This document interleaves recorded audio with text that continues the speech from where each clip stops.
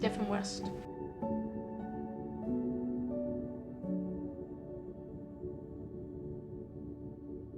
What would you want other parents who may be going through something similar to hear? It's a good question, that. We did all the hard yards of all the kids when they were young. We built a family, we built trust, we built them trust with each other. We showed love and we showed caring. We did all those things that I know all parents do it, but we felt as though we did the best we possibly could, and because we did that is why we still have him. It would have been so easy to get frustrated and annoyed and feel the effect it had on the family and sort of stop loving. We're lucky that we've still got him. Oh, we are. But I think for other parents, just love them. It's pretty simple. It's as simple, the good times, the bad times. You know, they are you, they are your DNA you've created, and you know there's more good there than bad. It's just making sure you support. Doesn't matter what age, as I've always said, we all go through a shit time in our life, whether it's 10, 15, 25, 55 or 80. There's going to be some time we want people around you who are going to love you at that time and still show that same support. Being there, there's so much more, just getting the right support, I think. It's knowing where to get that support. Yeah. And then making sure you can trust the person who's giving that support. Yeah, we certainly don't have the answers, but we keep coming back to that to love and for him to know that there's absolutely no judgment. Sometimes, you know, as parents, no matter how old they are, we still want to be there to do everything we can do for them. Keep saying yes, don't we? I read this book called Stealing Fire, which I recommend for everybody. It talks about altered states of consciousness being the fourth evolutionary right for human beings. And I think that's a really important point. I think it's a really important point because we rightfully so demonise a lot of these substances. Of course we do. F***s up people's lives. Addiction in general is really, really tough. But I think that becomes problematic because then it's sort of saying, we're doing it to escape, yes. We're doing it because we don't feel like our feelings might be valid, or we're told that we are anxious or depressed or this or that, and we're trying to run away from our lives, absolutely. But it sort of goes into the fact that there's part of it that it's like, we're always going to go for that altered state. Now, it doesn't have to be drugs. Here's the cool part. This is why I think everybody should read it, because it includes sports that you love, like skateboarding for me, and getting into your flow states. This is the other thing it talks about, flow states. So getting into your flow state. That could be through music, it could be through sport, it could be through sex, meditation. Now, they talk about psychedelics in being, because obviously so much is coming out about psychedelics being good and being a good way of helping people cope with things, and there's lots of studies on PTSD and all that kind of stuff. So we looked at it as like a Mayan calendar, like me and my other friends, so we're like, all right, once a year we're going to shoot the moon down from the sky. Get LSD, get some psilocybin, some mushrooms, we get some DMT, but like as far as psychedelics and drugs went, we'll just do that once a year. The problem with that is, if you're addicted to something, or if you're addicted to something, and it doesn't matter if you're doing it once a week. It doesn't matter if you're doing it once a fortnight. It doesn't matter if you're doing it once a month, once every 6 months, once every 12 months. You're still putting a block in the road to be like, I'm gonna do that then. So you just hold everything out until then you just blow out. It's like, that's not fixing anything. Mentally, you're just going, I can hold off. And I found myself doing that over the next few years. So yeah, if you're a drug addict and you think you can trick yourself, you can't. You can't. I don't think you can anyway. But yeah, I started learning how to teach Pilates. Now, I did that because whilst I was plumbing, I lost 75% of the cartilage in my left knee. I've got like none in there. So that took a long time. They tried to pin it all back together because I was really young when it happened, and the surgeon was basically like, you're too young to lose all of this cartilage. But in the process, he did the correct thing, but in the process of trying for it to keep that cartilage, it just, I couldn't move or put any weight on that leg for, I think it nearly ended up being 4 months. And I think all movement's good. I think it would just happen to be at this time that Pilates worked well for me in this set and setting. I think I probably could have gotten the same results from other types of movement. I don't know what the exact quote is by Paul Chek. It's like, the best program for somebody is a program they'll actually do. It's just a funny thing I noticed because everyone sees Pilates and goes, that'll fix everything. It's like, no, it won't. Nothing will. It's going to be a cocktail of a bunch of things that'll help fix you out. But yeah, so it was good for me at that time, and there was no males doing it, so I was like, But also, it's just a good environment to be in. Yoga studio, Pilates studio, it's normally paired together. It's like, I think men could benefit from this. So I decided to start teaching this. But then I found I was like met with this whole other complex of being like, who the would want to listen to a drug addict teach them Pilates? Like, who would? And like, I had changed a lot by that point. I was still smoking weed at the start, but I was super fit. You know, I was really passionate, but I constantly had this voice in the back of my head saying, you shouldn't be doing this. I started teaching that in Geelong. I had a relationship at the same time, which was ended really bad for both of us, to be honest. Obviously, when your best friend commits suicide and you find the next person that gives you some sort of attention and you latch onto that, it doesn't end well for anybody. So when I left Geelong, it was challenging. But I left again to manage a yoga and Pilates studio up in Balaclava, which was rad. So that was really, really cool. I enjoyed getting back out of Geelong again because I was like, and back, and then all of this happened. I just never wanted to live here again. I live in Geelong now again, and I never, ever, ever thought I was gonna live here again. It's like the first time I left was bad enough, then I come back and that happens, and I thought I was relatively good. But yeah, so with being in Melbourne, kept smoking weed, drank a little bit, not much, nearly never took any other drugs, maybe a line of cocaine here or there. But it's weird, I felt the same patterns were still there with everything. That's what I say, like you can kind of whittle yourself down, which I think has been my approach over the years. Unintentionally, by the way. I don't think it's a great approach for everyone. Things just got a little less until it was just really weed left. And it's weird, this is another conversation which I think we should have at some point. Weed's getting a great rap now, obviously because it's becoming more legal in other places, and the medical properties to it are incredible. What they're able to do for pain relief and all the other shit that I don't know about because I'm not a scientist or a doctor. It's like getting this really good rap, and then everyone compares it to alcohol, which, very guilty of that. And then suddenly it's like, weed's this miracle drug. And it's like, you still get super addicted to it. I think just because people say it's not on the same level as like an opiate or alcohol, so they put the two together, again, me, because you get physically addicted to those type of drugs, they say that it's worse. But I've seen plenty of people really up from weed. A friend not too long ago went into a full psychosis because of marijuana, because he had his own underlying conditions, mental health conditions. I definitely have felt in myself, I've completely stopped smoking 4.5 months ago now, no drugs at all anymore. I blew out really, really hard 4.5 months ago and made a bunch of really bad decisions and flipped that switch, found myself in a position that I never wanted to be in, and decided that I couldn't move forward with it and needed to make a change. Yeah, I think it's in the same conversation with psychedelics. I think they're incredible. People are changing their lives with psychedelics. But if you're somebody like me that's taken a lot of drugs and just used them as a substance, I don't think it ends up being very good for you. Yeah, throughout all this period, I think things got, especially through the last 6 months, but in the last couple of years, things with my family got better and better. What's your relationship like now with Stefan?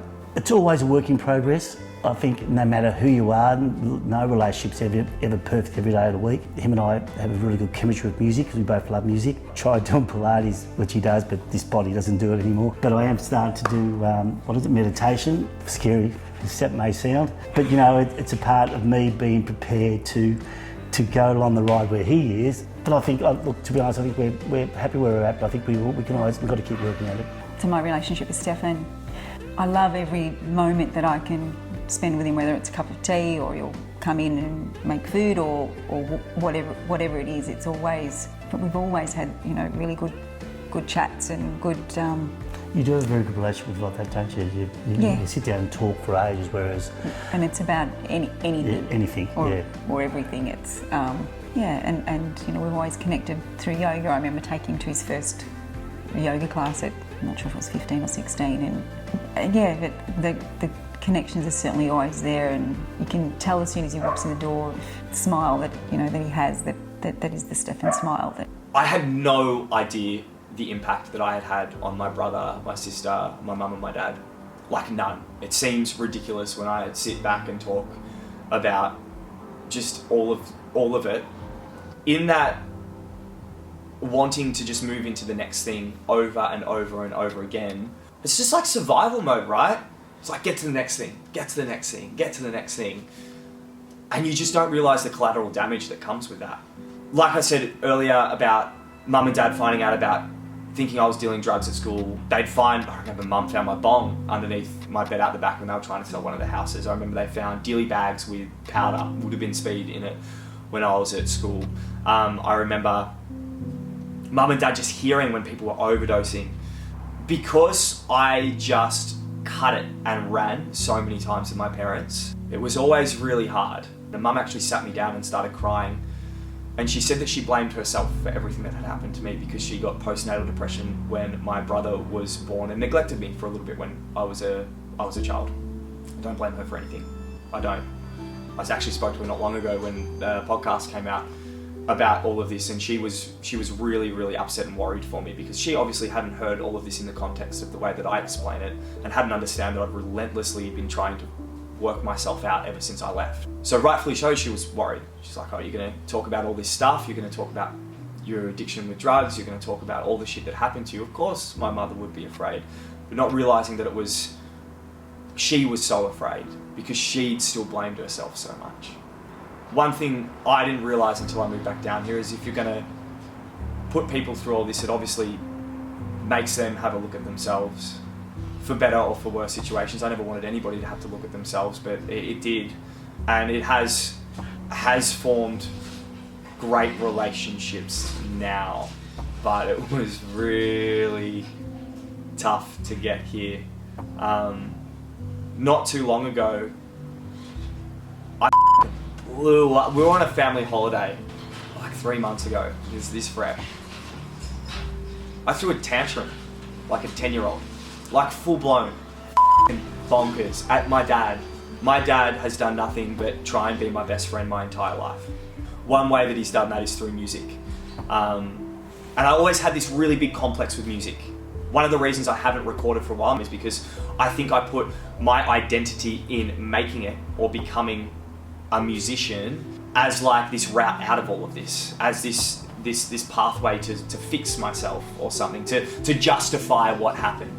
I had to stop myself last year from recording anything because I realised that I was carrying all this baggage into recording. Like I was just putting a lot of pressure on myself to become this thing rather than just doing it because I love it. Like, I fucking love singing, I love writing music, I love playing guitar, but I also didn't want to let my dad down. We never got on with anything.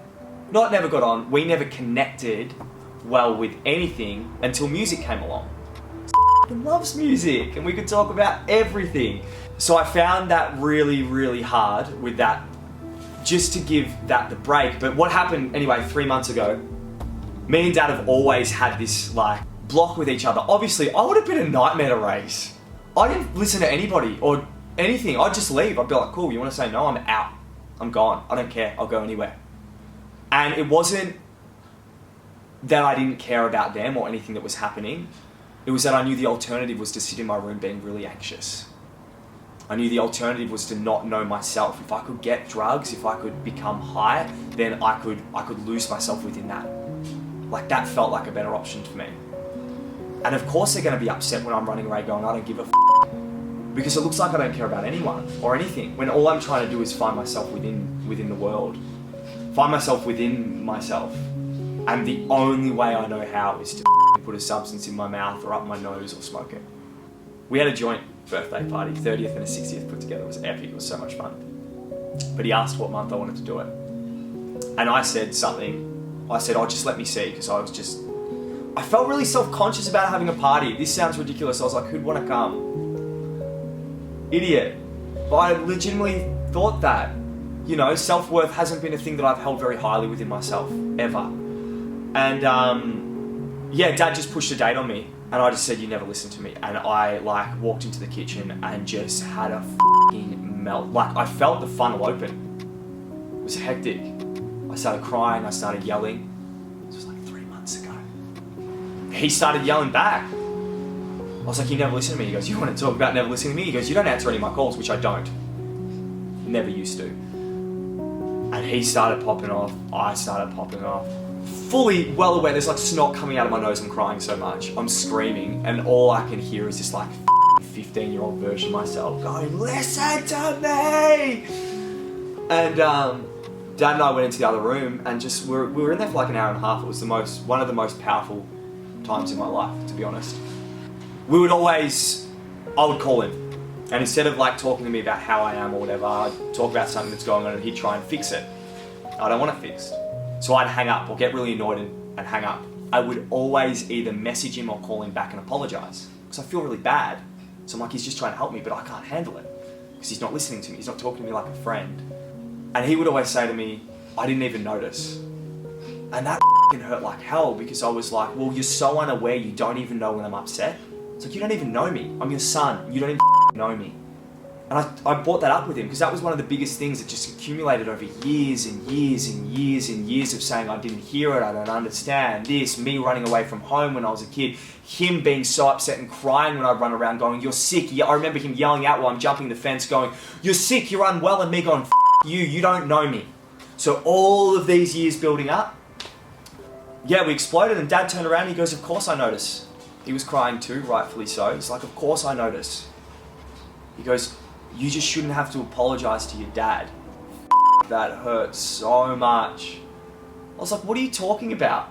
If I'm a little I absolutely should have to apologise to you." I don't know if it was this like generational thing of his idea of like, he's a great father, the best father. He gives me, if I need money, if I need anything, Dad's always there.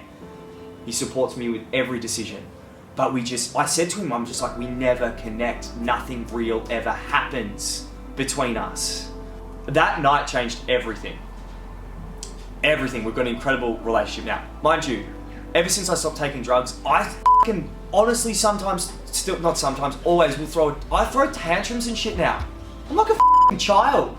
Seriously. But I'm learning, like, I pushed so much down about myself for such a long time. So much down. And it's all just starting to bubble and surface up, and I still, right now as I sit with talking to you right now, I still don't know how to deal with it very well. I'm still trying really hard to work it out. I've just learned how to stop taking drugs, and I can finally stand within my own power in that area. It's not an inkling of me. I had a week a few weeks ago, I was like, I would love to smoke a joint, because shit got really hard. I find myself drinking extra cacao now, ridiculously. But one thing I've learned of late is, like, if you're going to escape for that long, I'm grateful. I'm 30 now. I'm grateful to have the opportunity to get to know myself. People don't get this opportunity. I'm sure there's people watching right now that might feel like they're still there. Learning that, like, the 15-year-old version of me is like still screaming within me. I'm just starting to get to know him. And like, I'm just starting to get to know me. And it feels amazing, don't get me wrong, I'm stoked. It's a price I never thought that I was going to have to pay. Like, I never thought when I was 15, when I was 16, when I was 17, when the drug use just kept getting bigger and higher and further, I'm running from position to position, doing a ridiculous thing after the other. I didn't think the price that I'd have to pay is not knowing myself for an extra 15 years. Like, I didn't even think that was an option. Yeah, with Dad, shit's never been better. Ever. I can still be an asshole. I really can. And he's so patient. My God. Same goes with my sister. As far as things getting better is concerned, when we moved back down, this was the first time I realised that I'd actually impacted them. I'd always had a complex about rehab. It's like, I'm never going there. I didn't want to admit defeat, which I don't actually believe that. For anybody that's watching, if you think you should go, go. Because I think it's a great way to get out of where you're at and separate yourself. Yeah, this accountability group, I realised how deep-rooted my problem with asking for help was, because it was the first time really I began to open up to people, and it was just in a 6-week no-weed accountability group. I was like, I can do this on my own, but it wasn't the point. This was the other thing I learned about how to stop taking drugs, was community. Like, you actually need people around you that understand what you're going through and can understand, maybe they don't have it all worked out, but they can understand what you're going through and just be there to hear you out. Like, that 6 weeks and speaking to those people, it became my favourite part of each week. But I also realised in explaining that to my sister about that accountability group, because I just decided everyone in my family needs to know. Not all at once and not aggressively, but I just mentioned it to them all. And I realised at that moment, within that conversation, how much I'd f***ed up everything with her when I was younger, and I didn't realise that at all. I remember when, after her deb, I'd left, came back to her deb after party, high as a kite. She started bawling her eyes out. She said, "Why do you ruin everything?" I've held on to that moment for my entire life. But that's how much I'd affected her. That's how much I'd affected my family. And I just had no idea. I think everyone was so scared about pushing me over the edge because of my mental illness. They never brought up anything that was actually problematic for them within my behaviour. Or if they did, maybe I just didn't listen. Yeah, shit with her's never been better than what it is now. And I'm sure there's stuff I still need to do. What I'm basically trying to say is, throughout this process, my relationship with all of them it's never been better than what it is right now. When we were in Tasmania on this family holiday, before Dad and I blew up, I actually had the thought, I was like, I'm gonna be one of those guys that his dad passes away, and I'm gonna never have a real relationship with him. But I can honestly say now, for better or for worse, in days where, like I said, I throw tantrums, we have a real connection now. So it can happen, even if it feels completely lost. What have you always wanted to say to Stefan that you haven't yet said? Ooh, good question, isn't it? That's a great question. I don't know if there's any more we could say to him, in the sense of, as our son, we love him and just want him to find his place and his energy where he wants to be. And we feel like that's happening now. Well, one thing I want to say, which I probably haven't said since listening to him, is that I think we can both say this, that we never knew his drug use was as bad as it was. No, we had no idea, to be honest. So naive. Yeah, we knew he was going through a hard time, but we didn't understand until you heard him talk about how he felt with his anxiety at that time. So yeah, I do want to say that to him. And then I'm sorry that we didn't know that it was that bad. I guess the thing is, we try to fix it rather than understand the problem and take the relevant path that was required. Yeah. We, as mum and dad, we can fix this. We fix everything. We had no idea the size of the problem and what he was going through. But Stefan, we love you. You know that unconditionally. We are so proud, so proud of you. Proud of what you've achieved. Where you are right now is amazing. Well said. And where you're going, we love it. We love watching what you're achieving and your support and continual growth to help yourself, but to share that with other people is nothing short of inspiring, because I absolutely admire you. You have always put other people first. I'm so proud of you. Love you, mate, and just keep doing what you do. So this, I always use this line, relentless pursuit of peace.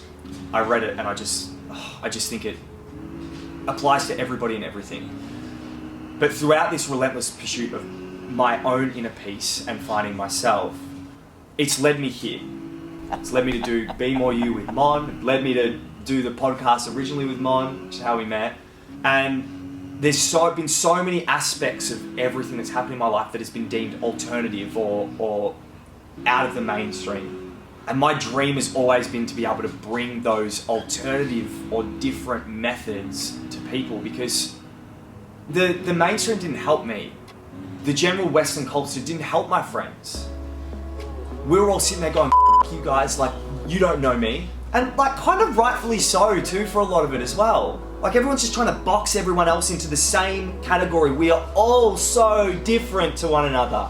What works for me probably won't work for you, and that's beautiful, because then you get the chance to work it out individually for yourself. But I just want to be able to just give it and just be like, here, just try it on and see how it fits. Just a special mention, one of the things that changed my life was a woman by the name of Stacey Arneo. I hope I say her last name right, but she's my kinesiologist. And it got introduced to me as an alternative form of, I suppose, psychology, or because you sit and you talk, but it's all to do with muscle testing in the body. But that was the moment when I realised that I wanted to be able to do something like this for people, because you're not going to read about this in the paper. So it's like, how can we bring this out and help? So, I mean, we're going to show you all the different practices that I've used and that Mon's used and different ways of getting through things. But this is my story, and well, up until now, a big chunk of it anyway. And it's why I'm so passionate to be doing this project. Oh, you nailed it! I'm proud of you. Oh, thank you.